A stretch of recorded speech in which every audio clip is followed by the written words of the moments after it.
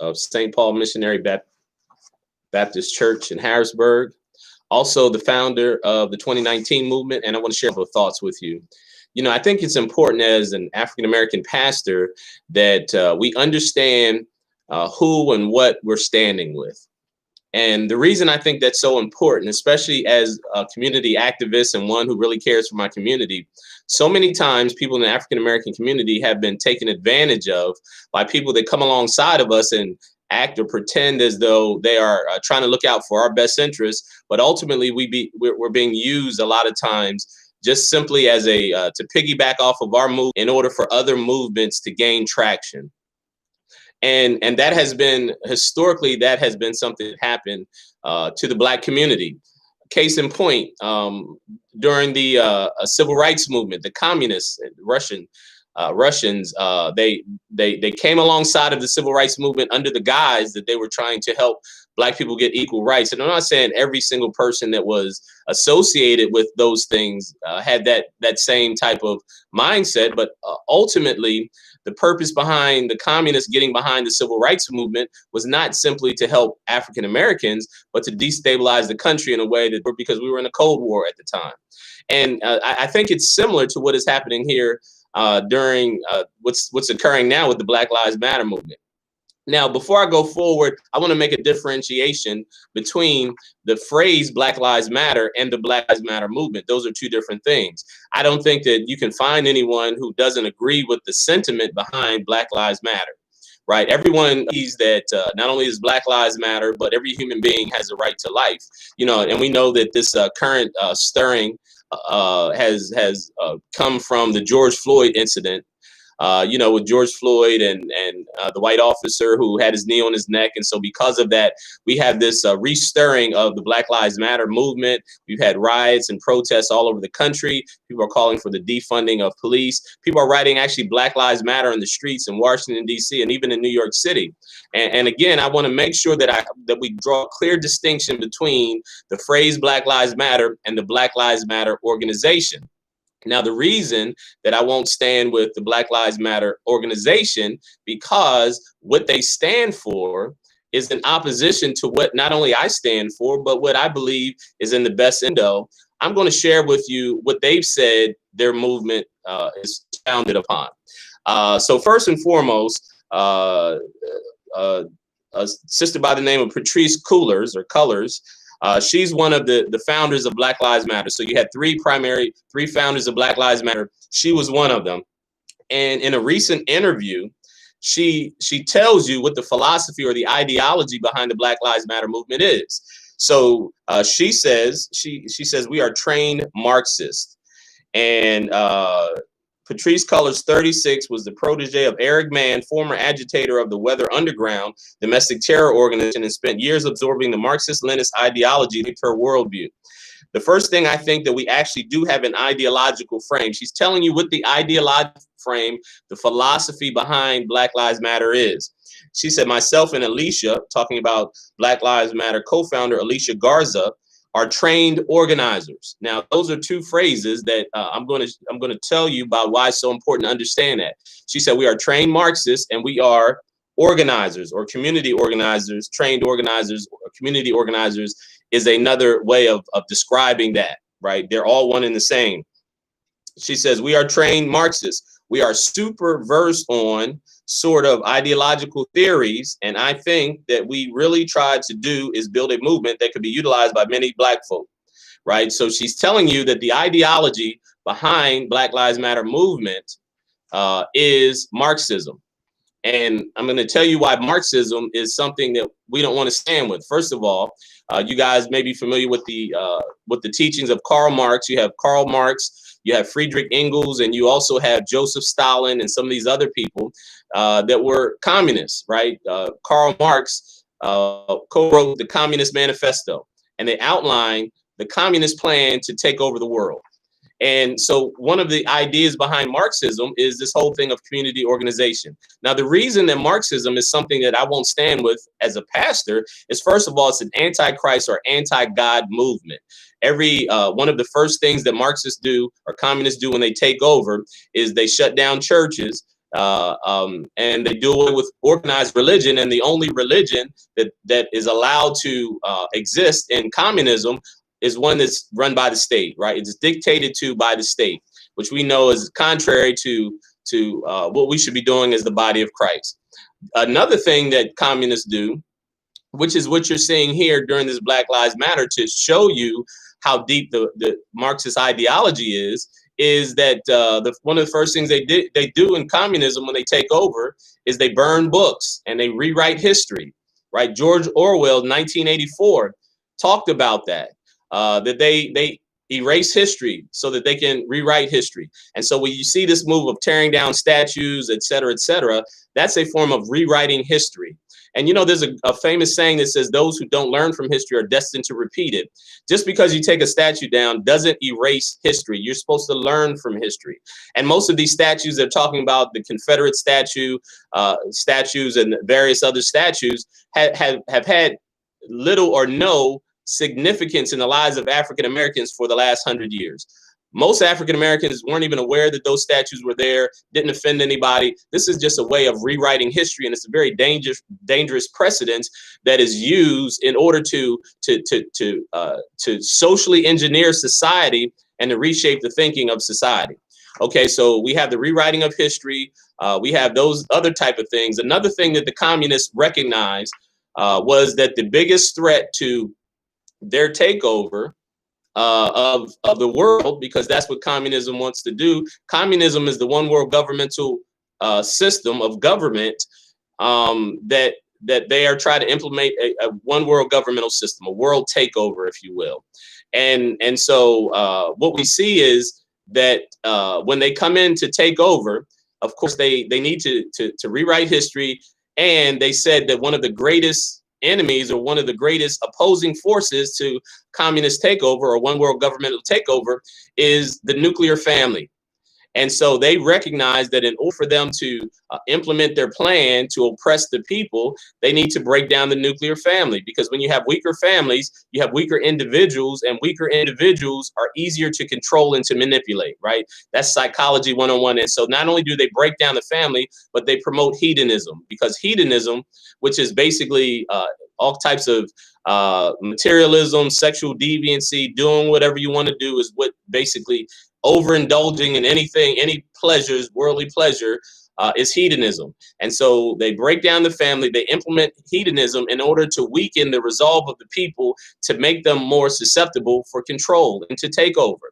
And I'm gonna show you how that has come to play here in America. But those are some of the some of the strategies of the communists. So first and foremost, they say that they're Marxists, right? So we don't stand with Marxists. We don't stand with communism or Marxism. And also think about this: every regime that they were able to take over, the people's situation becomes 10 times worse.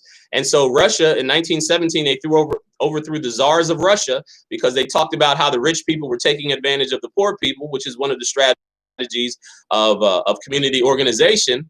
But in Russia, the life of the people there became progressively worse, became 10 times worse, and tens of millions of people lost their lives because of these type of communist regimes. If you look in China, right, so they took over the imperial rule of China. The communists come in, they take over. The conditions in China are 10 times, 100 times worse than they were before they came in. So what they do is they come in under the guise of trying to empower the people, but yet what it is just a shift of power so that they can take over.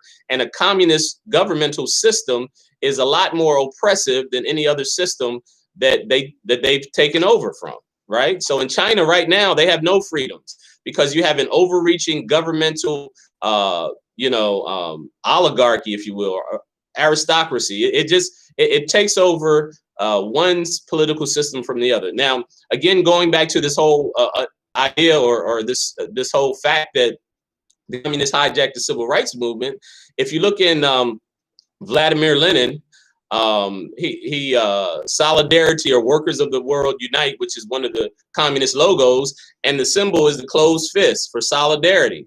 If you look in the civil rights movement, a lot of the civil rights activists actually adopted that closed fist, and they say it's the Black Power movement.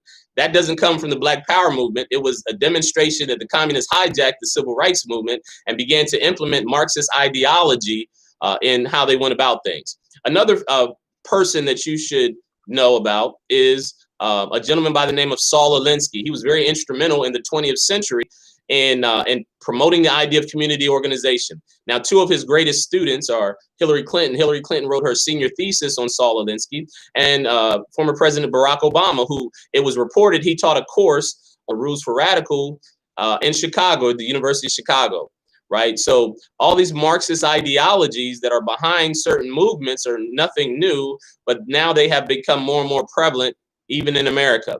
Now, if you get a chance, and I have a copy of Saul Alinsky's Rules for Radicals, that he described the role of a community organizer. He said the first rule in community organization is community disorganization. So the first thing they do is they come in and they sow discord. They accuse each other to each different groups with each other in order to destabilize things so that they can come in and take over, right? And he says that the first job of community disorganization. And so what they do is they come in and plant thoughts of, they go to the poor people and say the only reason you're poor is because of the rich people taking advantage of you. They go to the rich people and they say the poor people are trying to take your wealth from you. They go to women and they say men are the biggest threat to women and how you can live your life. They go to black people and they say white people's the biggest problem. They go to white people and they sow distrust and say black people. That's the one of the first strategies of community organization, is that they separate people into categories and they begin to accuse them and sow distrust among the different groups as a way to destabilize the power structure so that they can come in and take over. Now, two facts about that. First of all, is the book of Revelation tells us that that was Satan, or Lucifer, or the devil, the Bible says, is the accuser of the brethren. That word for accuser in the Greek is the word kategoros. And so one of the greatest strategies of the devil is to separate people into categories so that he can have them fighting against each other, right? And to take it a step further, Saul Alinsky, in his book Rules for Radicals, in the very beginning, he gives a special shout out to Lucifer. He said that the first radical was Lucifer, who was so effective at what he did was he gained his own kingdom.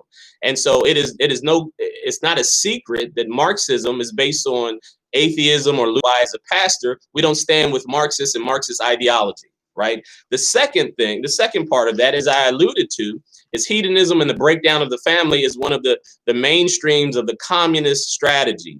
Right. So if you know, in the beginning of the 20th century and the middle of the 20th century, you had from the beginning to the middle of the 20th century, I should say, you had a lot of revolutions that took place, whether it's Russia or China or some of the other European countries. Right. You had a revolution. And during these times of revolution, which these communist or Marxist ideologies come in and they take over, you had a lot of bloodshed. And so it is statistically 250 million approximately people in the 20th century were killed by government. It's called democide. It's a category, they call it democide, right? So democide is when the government comes in and people die at the hands of Italy, these various places that these regimes came in, and there was a lot of bloodshed when they had their revolution, right? Even in Cuba, you had a communist Cuba, you had Castro came in and there was a lot of bloodshed. So what they did is they came up with a strategy called the revolution without bloodshed. And so what they did is they socially engineer society in a way that they don't have to come in and have a violent revolution, but it's a revolution that occurs without any bloodshed. And so what they do is they social engineer, they use propaganda in order to fool the people, deceive the people into thinking that they're fighting on the behalf of the people support them. And then when they get in power, the situation is much, much worse, right? So breakdown of the family, hedonism, and those type of things. Now, here's a quote from the Black Lives Matter website. So again, don't believe what someone tells you about someone, believe what they say about themselves, believe what they tell you they stand for. I think as the great Maya Angelou said, that when someone tells you initially who they are, believe them, right? So if they tell you this is what they believe in, right? So from the website, Black Lives Matter website,